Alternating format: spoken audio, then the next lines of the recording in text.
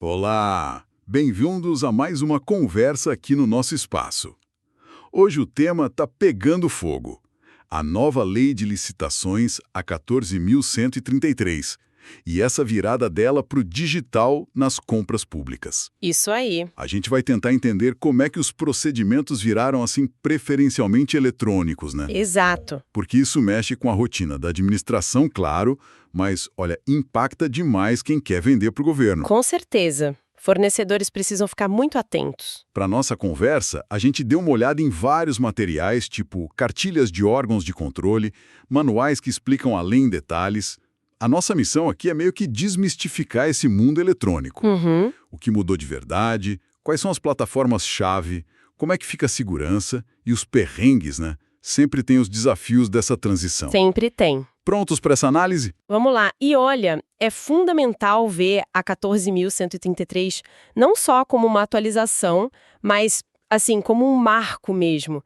Ela tenta colocar o Brasil em linha com práticas mais modernas, sabe? Modernização. É. E essa preferência pelo eletrônico é o coração disso. A ideia é buscar mais transparência, que é um princípio super batido na lei, mais eficiência e, claro, abrir mais a competição.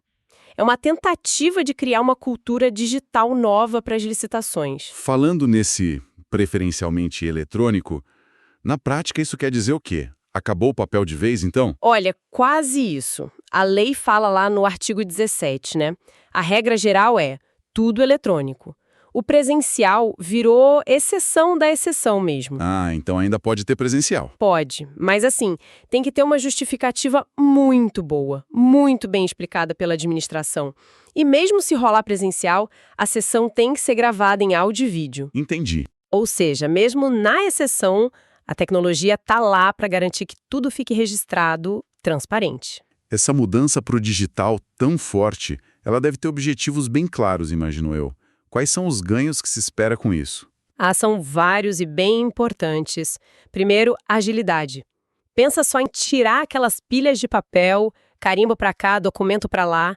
Nossa, nem me fale. Só isso já acelera demais o processo, né? Depois, a amplitude da competição.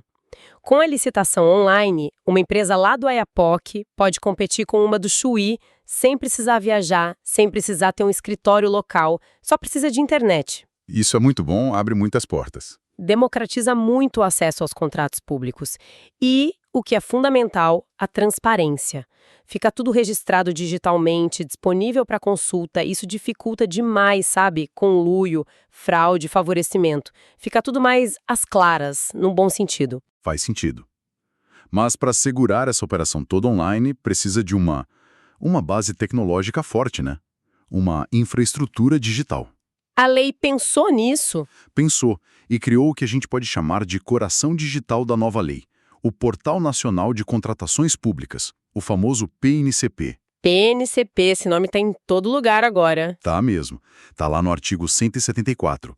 Ele é o site oficial onde tudo que é importante sobre licitação tem que ser divulgado, obrigatoriamente. Tudo tipo o quê, por exemplo? Editais, contratos, anexos, os planos de contratação anuais, até as notas fiscais eletrônicas dos contratos. Tudo vai para lá. Funciona como se fosse a grande vitrine centralizada das compras do governo no país inteiro. Uma vitrine única para o Brasil todo. Nossa, é ambicioso. E quem é que manda nesse portal? Quem toma as decisões? A gestão é compartilhada, tem um comitê gestor com gente da União, dos estados e dos municípios. A ideia é que a administração do PNCP reflita a nossa diversidade federativa, né, para garantir que as necessidades de todo mundo sejam levadas em conta. Interessante essa gestão compartilhada. E, além de ser essa vitrine gigante de divulgação, o que mais o PNCP faz? Ele é só um muralzão ou tem mais coisa ali dentro? Não, ele é bem mais que um mural. O próprio artigo 174 já lista umas funcionalidades bem importantes. Uma delas é o Sistema de Registro Cadastral Unificado. Ah, isso eu ouvi falar. Facilita para os fornecedores, né? Nossa, é uma mão na roda. Imagina, em vez de se cadastrar num monte de sistema diferente, um para cada órgão às vezes, Sim. eles podem ter um registro só que vale para o país todo. O PNCP também tem um painel para consultar preços, Acesso a bancos de preços, isso ajuda demais a administração a calcular os custos direitinho, a planejar melhor as compras. Boa. Tem também a possibilidade de fazer as sessões públicas da licitação dentro do próprio portal, embora a lei permita usar outros sistemas desde que integrados ao PNCP, né? Certo. E um ponto crucial, ele centraliza o acesso aos cadastros de empresas punidas. O 6, que é o de inidôneas e suspensas, e o CENEP, de empresas punidas, para checar se a empresa está limpa para contratar. Exatamente. Permite ver rapidinho se o licitante pode ou não contratar com o governo. O que é fascinante aqui é como o PNCP foi pensado não só para divulgar, mas para integrar as várias pontas do processo, desde o planejamento até o acompanhamento do contrato. Dá uma visão completa do ciclo de vida da compra pública. Entendi. O PNCP é tipo um hub centralizador mesmo. Com essa base digital aí estabelecida, como é que as etapas da licitação em si mudaram? Aquela sequência clássica: preparatória, edital, propostas, julgamento, habilitação, recursos, homologação. Isso ainda vale? A sequência básica das fases, que está lá no artigo 17, ela continua. O que muda radicalmente é o jeito como essas fases acontecem. Ah, tá. A submissão de propostas e lances, por exemplo, agora é eletrônica. E o jeito como os lances são dados também tem regras específicas. São os chamados modos de disputa, que estão lá no artigo 56. Modos de disputa. Como assim? Explica isso melhor. Basicamente, são duas formas principais. Tem o modo aberto, que é bem parecido com o pregão eletrônico, que a gente já conhecia, né? Os licitantes dão lances públicos, um cobrindo o outro, ali em tempo real. Ok, tipo leilão. Isso. E tem o modo fechado. Nesse, as propostas ficam em sigilo até o momento certo, aí são reveladas todas de uma vez. A lei até permite combinar os modos, sabia? Sério? Aberto com fechado? Sim, mas tem restrições importantes. Por exemplo, para compra por menor preço, não pode usar só o modo fechado. E para licitação de técnica e preço, o modo aberto sozinho é proibido. A escolha do modo depende do que se vai contratar e do critério de julgamento, sempre buscando o melhor para a administração. Interessante essa dinâmica. E eu ouvi muito falar também da tal inversão de fases, que agora a regra é ver o preço primeiro e só depois checar documento do vencedor. É isso? Virou a regra geral. É uma lógica que já vinha do pregão e também do RDC, lembra? O Regime Diferenciado de Contratações. Lembro da Copa, Olimpíadas. Isso. E por que isso é bom? Agiliza demais o processo. A administração só precisa analisar a papelada de habilitação, que geralmente é um monte de documento, Sei bem. só do licitante que já deu o melhor preço ou a melhor proposta. Imagina o trabalho que se poupa de analisar documento de 5, 10 empresas, se só o primeiro vai levar. Verdade. Muito mais eficiente. Claro, a lei ainda permite não inverter, ou seja, habilitar todo mundo primeiro e depois julgar as propostas. Mas aí tem que justificar no edital por que está fazendo assim. E a análise desses documentos de habilitação também ficou mais simples? Mais digital? Sim, a habilitação pode ser feita por processo eletrônico, o artigo 65 fala disso. E o artigo 12 da lei tenta desburocratizar essa fase. Por exemplo, permite apresentar cópia simples ou documento autenticado por advogado. Geralmente dispensa aquele reconhecimento de firma em cartório, sabe? Ah, que bom. Só vai exigir se tiver uma dúvida muito grande. Isso está na linha de uma lei anterior, a da desburocratização, para facilitar a vida de quem participa e de quem analisa. E se tiver um errinho bobo no documento, uma data errada, esqueceu de assinar uma página, o licitante perde a chance por causa disso? Então aí entra outra ferramenta importante que está no artigo 64, a possibilidade de sanear falhas. Se for um erro formal, um detalhe que não muda o conteúdo do documento, não atrapalha entender a proposta, a comissão ou o agente de contratação podem dar um prazo para o licitante corrigir. Ah, que bom. Isso é feito por um despacho bem explicado, registrado eletronicamente. É o princípio da razoabilidade, né? Para evitar que empresa boa seja desclassificada por um detalhezinho e focar no que importa de verdade. Ok, então as fases principais estão mais digitais, mais ágeis. Mas a lei trouxe também novidades em procedimentos que ajudam a licitação, né? Ferramentas auxiliares, digamos assim. Trouxe sim. E essas ferramentas também pegaram a onda digital. Um exemplo é o Catálogo Eletrônico de Padronização. Catálogo de padronização. O que é isso? Está lá no artigo 19 e definido no artigo 6º. A ideia é criar umas listas de produtos e serviços que são comprados com frequência, sabe? Com as especificações já padronizadas. Ah, tipo material de escritório, computador? Isso, ajuda muito no planejamento para saber direitinho o que comprar e acelera as licitações por menor preço porque o objeto já está super bem definido.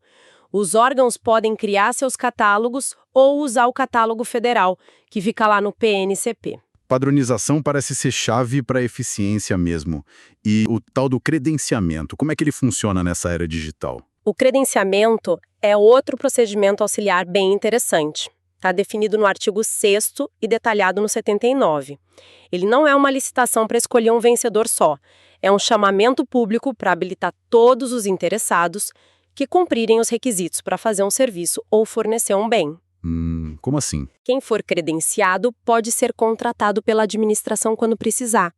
É útil, por exemplo, para contratar vários laboratórios para fazer exame médico. Vários podem atender, né? Ou quando a escolha final é do usuário, tipo escolher um banco para receber salário. Ou em mercados com preço que muda toda hora, tipo passagem aérea. Entendi. Em vez de uma licitação para cada vez, credencia vários e chama quando precisa. Exato. E recentemente saiu um decreto federal, o 11.878 de 2024, regulamentando o credenciamento federal. Ele determina que seja feito pelo sistema compras.gov.br, tudo eletrônico e, claro, divulgado no PNCP. Tudo se conectando no fim das contas. E aquele registro cadastral unificado que você falou lá no começo, sobre o PNCP, ele entra como auxiliar também? Pode ser visto como parte desse ecossistema de suporte, sim. O artigo 87 detalha ele. Está ligado ao PNCP, é um cadastro público sempre aberto para novas inscrições e tem atualização anual pela internet. A ideia é a empresa manter os dados em dia ali e a administração consulta fácil para ver a qualificação dela. Se a gente conecta tudo isso, a gente vê um esforço claro de criar um ambiente digital integrado, com ferramentas que simplificam desde o cadastro do fornecedor até o que se compra. Com tanta coisa rolando online, proposta, documento, cadastro, a questão da segurança e da confiança vira, nossa, crítica demais. Como é que a lei garante que esse ambiente digital é seguro de verdade? A lei se preocupa bastante com isso, sim. Um pilar fundamental é a assinatura digital. O artigo 12 permite que tanto pessoa física quanto jurídica usem certificados digitais no padrão ICP Brasil. ICP Brasil. Isso, é a Infraestrutura de Chaves Públicas Brasileira, o sistema oficial de certificação digital do país. Isso garante a autenticidade e a validade jurídica do que é feito eletronicamente. E aquela briga antiga entre transparência e sigilo? Como fica no mundo digital, onde tudo parece que pode vazar? É um equilíbrio delicado. O artigo 13 reafirma que a publicidade é a regra. Os atos são públicos. Mas ele também protege informações que precisam ser sigilosas por questão de segurança do Estado ou da sociedade. Tipo o quê? Um exemplo claro está no diálogo competitivo, que é uma modalidade nova. A lei proíbe revelar a solução que um licitante propôs para os outros sem a permissão dele. Outro ponto sensível é o orçamento estimado da licitação. O artigo 24 permite que ele seja sigiloso em alguns casos, embora o preço máximo geralmente tenha que estar no edital, principalmente se o critério for maior desconto. É uma balança, né? Entendi. E a autenticidade dos documentos que são enviados eletronicamente? Essa simplificação toda não abre brecha para fraude, não? Olha, a simplificação na forma de apresentar, permitir cópia, autenticação por advogado, como a gente falou, busca agilidade, mas não acaba com o controle.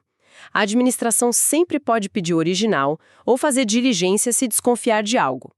E como eu disse antes, o acesso fácil e centralizado lá pelo PNCP aos cadastros de empresas punidas, CIS, CNEP, é uma ferramenta de verificação muito forte. Verdade. Antes, essa checagem podia ser mais complicada, demorada.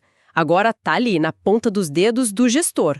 Isso aumenta a segurança na hora de contratar. Parece um sistema bem amarrado, mas a gente sabe que implementar uma mudança desse tamanho no Brasil inteiro não deve ser fácil, né? Quais são os principais desafios que estão pintando por aí? Nossa, são muitos, sem dúvida. Um desafio gigante é a regulamentação. A lei é geral, mas muito detalhe precisa de norma complementar, decreto, portaria, instrução normativa. Falam que são dezenas e dezenas de atos normativos necessários. E embora estados e municípios possam usar as regras federais, que o artigo 187 permite, nem sempre elas se encaixam direitinho na realidade local, principalmente em município pequeno. Adaptar ou criar essas regras dá um trabalho enorme. Imagino que capacitar o pessoal para operar tudo isso seja outro nó complicado. Fundamental. O artigo 7º da lei exige que quem conduz a licitação, tipo agente de contratação, seja qualificado, preferencialmente servidor efetivo, com conhecimento técnico ou até certificação específica. Isso é sério? Exige um investimento pesado e contínuo em treinamento, em gestão por competências, e a gente sabe que nem sempre isso é prioridade no setor público, né? Verdade. E toda essa conversa de padronização, catálogo, sistema centralizado, isso não exige uma infraestrutura que muito órgão talvez não tenha ainda. Exatamente. Criar e manter catálogo eletrônico, desenvolver minuta padrão digital, de contrato, implementar sistema de acompanhamento sofisticado como BIM para obras, tudo isso exige esforço, gente capacitada e dinheiro. É um desafio especialmente para órgãos com equipe e orçamento mais apertados. Sem falar na própria tecnologia, né? A infraestrutura de TI, tanto do lado do governo quanto dos fornecedores. Perfeito. Os órgãos precisam de sistema robusto, seguro e integrado com o PNCP, e os fornecedores precisam ter internet boa e saber usar as plataformas. A lei até reconhece essa dificuldade, viu? Ela dá um prazo maior, de 6 anos lá no artigo 176, para município pequeno até 20 mil habitantes se adaptar a algumas coisas como o uso obrigatório do PNCP. Tem um fôlego. Tem um fôlego. Mas o desafio tecnológico é real e muito desigual pelo país. E por baixo disso tudo tem a mudança de cabeça, né? A cultura da organização. Talvez o maior de todos os desafios. Sair da cultura do processo físico, do carimbo, sabe? Para abraçar o digital de verdade, de ponta a ponta, e não só na hora de fazer a licitação, mas incorporar para valer o planejamento estratégico, o plano de contratações anual, o PCA, que agora é obrigatório pelo artigo 12, e a gestão de riscos, que está lá nos artigos 11 e 22, como parte do dia a dia. Isso levanta uma questão importante.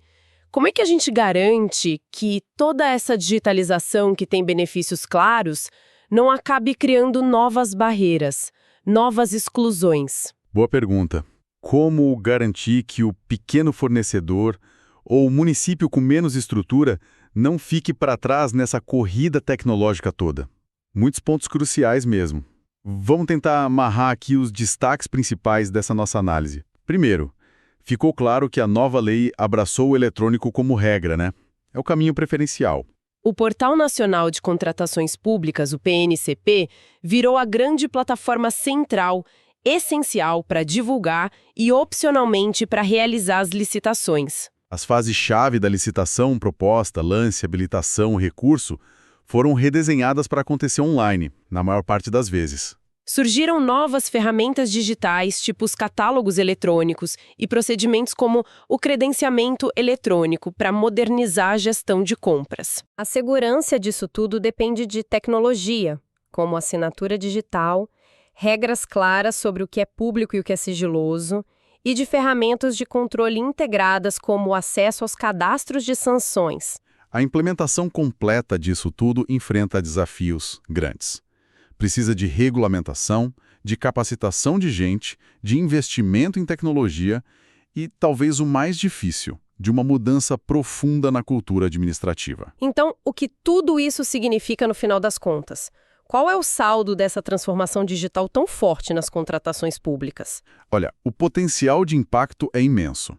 Para a administração pública, a promessa é de mais eficiência, menos custo com burocracia e principalmente um salto em transparência e controle social.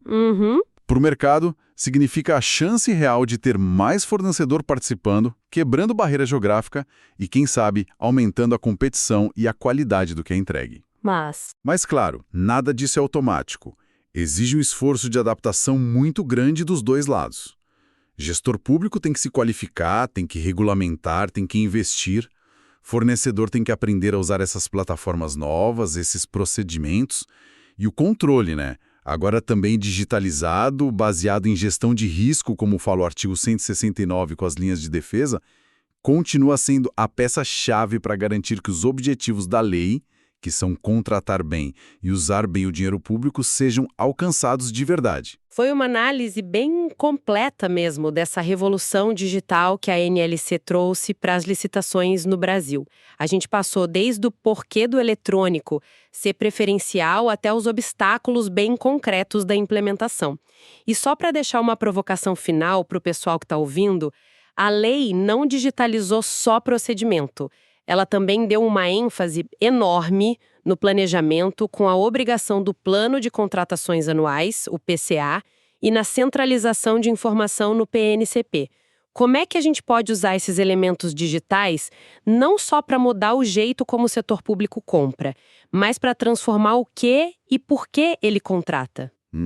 Interessante. Como essa tecnologia toda pode ajudar a compra pública a gerar mais valor estratégico para a sociedade, a conectar cada licitação com as necessidades reais e os objetivos de longo prazo do governo e dos cidadãos. Fica a reflexão. Excelente questão para a gente pensar. Fica essa reflexão, então. E com ela a gente encerra essa análise detalhada de hoje. Nosso objetivo é sempre trazer conhecimento relevante de um jeito claro, acessível. Muito obrigado pela companhia e até a próxima.